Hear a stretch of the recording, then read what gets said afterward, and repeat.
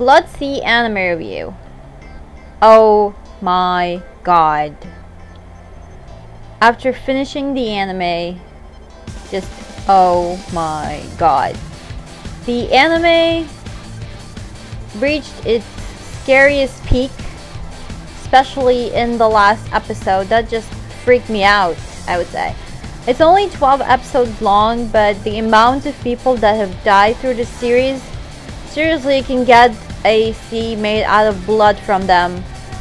That's why it's called Blood Sea, or at least that's how I figured it out. The 12 episode anime is animated by studio production IG, who also worked on Ghost in the Shell and worked on the Blood series and other bunch of animes. But the thing is about Blood Sea is that the story is by Clam and the characters is designed by Clam. I never knew that Clam could have such a scary side. Clam are the people who created the things like Kobato and Tsubasa for War Chronicles and Card Capture Sakura. So they have lots of work and they versatile from one style to the other, but most of their stories, or at least the stuff that I know, isn't scary. You know, they also worked as character designers for Code Geass. And they also did Chobits. That was a weird way to announce the anime's name, huh? But anyways, what I'm saying is that most of the stuff they did wasn't scary, but or at least the ones that I'm kind of familiar with, I believe that some of them were like romance, adventure, stuff like that, but horror. And I would say this anime has the horror in it. It is the definition of a horror anime.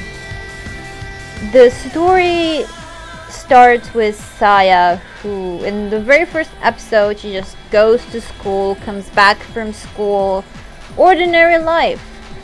And all of a sudden, at night, her father gives her a sword and tells her you need to go to kill something called I don't know, but I call them the Elder Brain.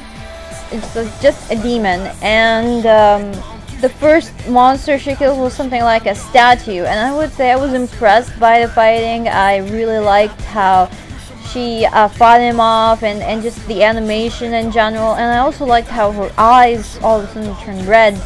And when I saw that the first time, I thought, oh, she must be some sort of a vampire to do that, because the series has a movie called Blood, the Last Vampire, so I thought that she must be some sort of a vampire, or a half-human, half-vampire, even though that doesn't really work. So through the series, she goes through her daily life, and at night she kills those elder brains, or demons, or whatever they are. I have no idea what they are, but they're definitely something different from demons and fiends and all the types of monsters you've ever saw. The series, from how bloody it is censored. All of the parts in which there's killings and blood is censored because these monsters, they eat human in the grossest type of way you can imagine, you know. It is the definition of a gory anime. You know, just really gory. Forget what you saw in stuff like Full Metal Alchemist. Full Metal Alchemist and all the violence that comes near this is nothing. And I considered Full Metal Alchemist to have like a bit of gore, or it had like the element of gore in it, but forget it. Forget all the horror games you have played in which you have blown a zombie's head off. Forget it. It's something else. I have killed demons or monsters in Resident Evil. I wasn't that scared. Ever. It is just really fear in one's heart. And I would say that it's not for people who are lighthearted, people who are like scared of stuff like blood and stuff like that. My sister, you know, when she saw Saya covered in blood, she went out of the room and she was screaming because she doesn't like that, and she's kind of one of the people who have like a light heart. So It's just so freaking bloody. And as I continue on, she goes on like that through about 9 episodes for her daily life. Nothing different until one talking dogs appear to her. Okay, what's the deal with that? And also she starts getting some dreams and some I don't know, some visions, I guess, and those visions confuses her. The thing is about SaMBa is that every time she kills an elder brain or demon, she faints and she wakes up, and that's it. She continues on with her life. She's really strange and weird. Her personality is just, she's an airhead in the series, but after killing the monster, she doesn't shed any sort of emotions or anything like that, which is kind of weird. And she will go on like this until about episode 9 or 10. Actually, it's episode 10, where she'll start to, or the story will start to tell you what's really going on, and it will tell you the secret behind of it. Now, even though that it's only 12 episodes, the story isn't finished yet, and there was a movie that was announced like from really early. When I checked the information of Blood Thief when it started airing first, they said that they had an anime movie of it. I thought it might be some sort of an adaptation to the anime into a movie, but after finishing it, I would say it is a continuation of the story, and the story will finish in the movie. Now, there is something for people who are wondering about episode 10, because parts of SaMBa's past was revealed. There is an OVA that's gonna come out and tell you what is SaMBa's background more. So they said that, or I think that the OVA will be released very soon, maybe next week, as think of it as episode 13 or The Secret of SaMBa or something.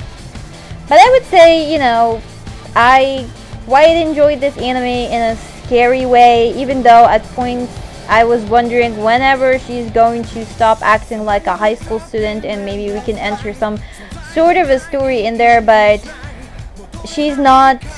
I will not tell you, she's not like a superhero or anything. She has her own secret, which is gonna be revealed in the last 2 or 3 episodes. And at the end of the anime, I would say it's quite good, but if you have a weak heart, don't go watching it. It's very freaking bloody, and it is just horror, you know, gory and just weird. So even if you are watching a censored version, you're still gonna get a chill in your spine. It's really interesting, and I would really like to know what SaMBa will do after the story have concluded for her like this in the movie.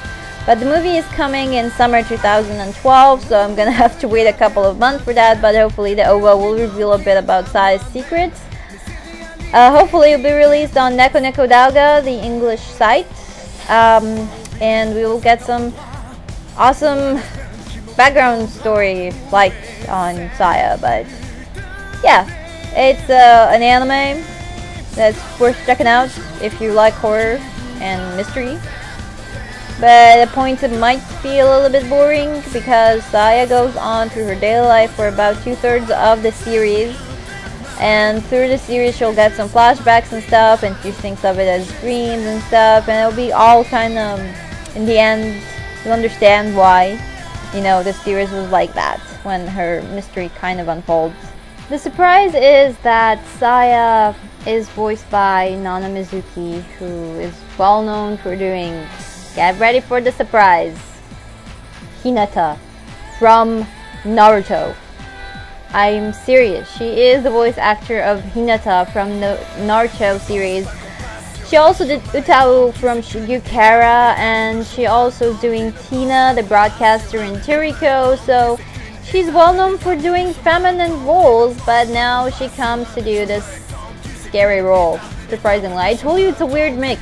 It's Clamp, and the lead voice actor is Nana Mizuki, and this the studio that did or worked on some projects like the Blood series and Ghost in the Shell. So it's just a weird blend, and it's a scary one, you know. But if you like horror, if you have a strong heart to endure this, sure, have lots of fun.